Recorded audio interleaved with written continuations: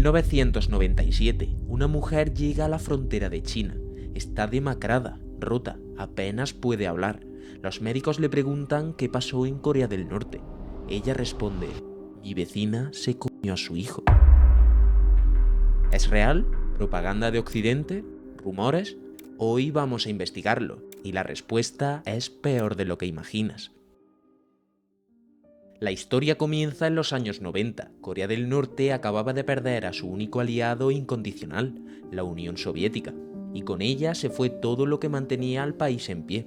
Durante décadas el régimen había sobrevivido gracias al petróleo, los fertilizantes y los subsidios soviéticos. Pero cuando la URSS colapsó en 1991, todo eso desapareció. Sin combustible los tractores se detuvieron, sin fertilizantes los campos dejaron de producir, y sin el comercio exterior las reservas de alimentos se agotaron en cuestión de meses. En 1995, lluvias torrenciales destruyeron los arrozales y sistemas de riego. Fue el golpe final. El país se hundió en lo que el gobierno llamó la Ardua Marcha, un nombre poético para ocultar una catástrofe humana. Según UNICEF, más de 800.000 niños sufrieron desnutrición severa. Cientos de miles murieron antes de cumplir 5 años. Se estiman entre 600.000 y 1 millón de muertes. Nadie conoce la cifra exacta, porque nadie pudo entrar al país para comprobarlo. Mientras tanto, en Pyongyang, los altos funcionarios seguían celebrando banquetes, y el resto del país buscaba desesperadamente algo que comer. Nadie imaginaba hasta dónde llegaría esa desesperación. El régimen seguía negando la hambruna, mostraba imágenes de graneros llenos, niños felices y fábricas en funcionamiento, pero algo no encajaba.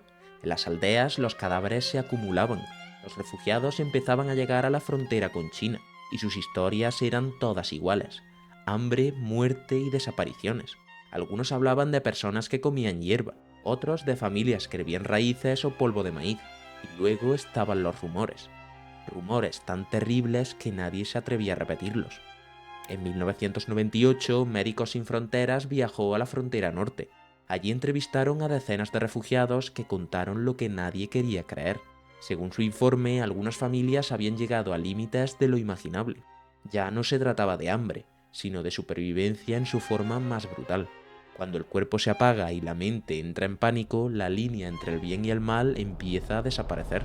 Fue entonces cuando ocurrió. Un hombre relató que sus vecinos se comieron a su hija pequeña. Otro testimonio hablaba de una mujer que sin comida ni ayuda terminó devorando a su propio hijo de 2 años. Y un joven de 18 años dijo haber visto como su vecino mató, saló y comió a un huérfano. Médicos Sin Fronteras aclaró que no podían confirmar cada caso, pero todos los relatos coincidían en lo mismo: el hambre había borrado la frontera de la locura. Marcel Roux, uno de los miembros de Médicos Sin Fronteras que participó en las entrevistas, dijo que nadie puede probar nada en Corea del Norte, porque nadie tiene acceso a la realidad. Lo único que vemos es lo que el régimen necesita que veamos. Mientras los refugiados contaban al mundo lo que había ocurrido, dentro de Corea del Norte el gobierno seguía repitiendo el mismo guión. Si un pueblo se quedaba sin comida, el noticiero mostraba otro en el que aún quedaban reservas. Si una familia moría, simplemente dejaban de existir en los registros. En Pyongyang se hablaba de resistencia y orgullo nacional.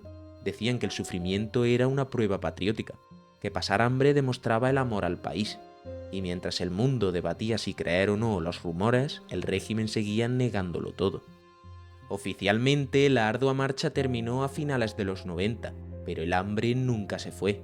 Durante los años siguientes, Corea del Norte sobrevivió gracias a la ayuda internacional, pero cada vez que el régimen discutía con Occidente, las donaciones se detenían y la historia volvía a repetirse. En 2006, el país realizó su primera prueba nuclear. Como respuesta, Estados Unidos y Rusia suspendieron la ayuda alimentaria, y fue el comienzo de una nueva hambruna.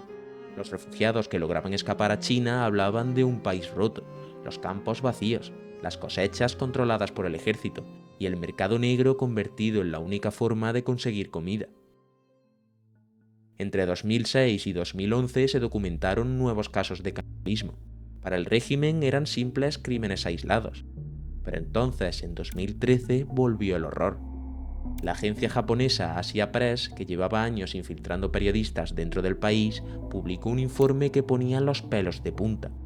En las provincias agrícolas de Huangae del norte y del sur, la escasez de alimentos había alcanzado niveles críticos.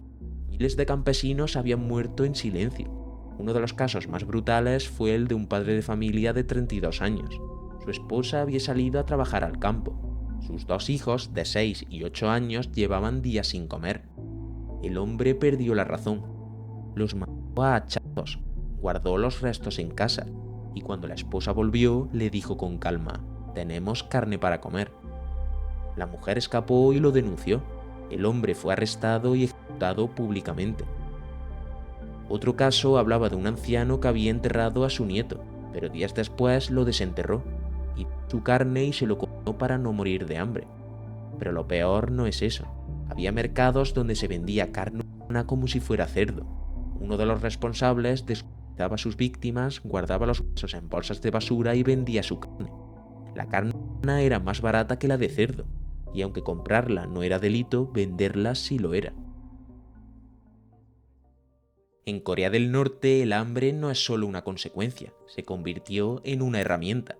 Comer o no comer depende de tu lealtad al líder. Las raciones del Estado se reparten según el sistema Songbang, una clasificación que divide a cada ciudadano según su origen familiar y su nivel de fidelidad.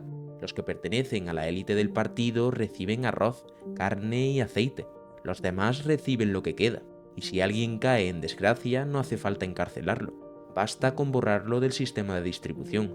Así es como el régimen controla 25 millones de personas, usando el hambre como castigo y la comida como premio. En el exterior el mundo lo sabe, pero nadie hace nada. China devuelve a los refugiados al régimen, sabiendo que muchos de ellos serán ejecutados.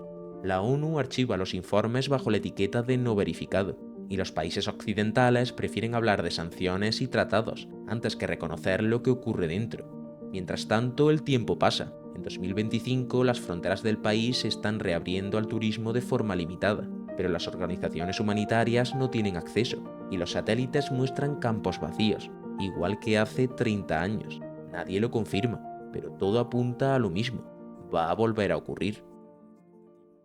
El mundo lo supo, lo leyó en informes, lo vio en titulares y lo escuchó en los testimonios, pero eligió mirar hacia otro lado. Las sanciones continuaron, las ayudas se redujeron y el régimen siguió usando el hambre como arma política. Kim Jong-un siempre sale sonriendo, inaugurando fábricas y saludando a niños bien alimentados. Mientras tanto, el resto del país sigue sobreviviendo entre la miseria. Corea del Norte convirtió el dolor en un espectáculo y el mundo el hambre en una estadística más.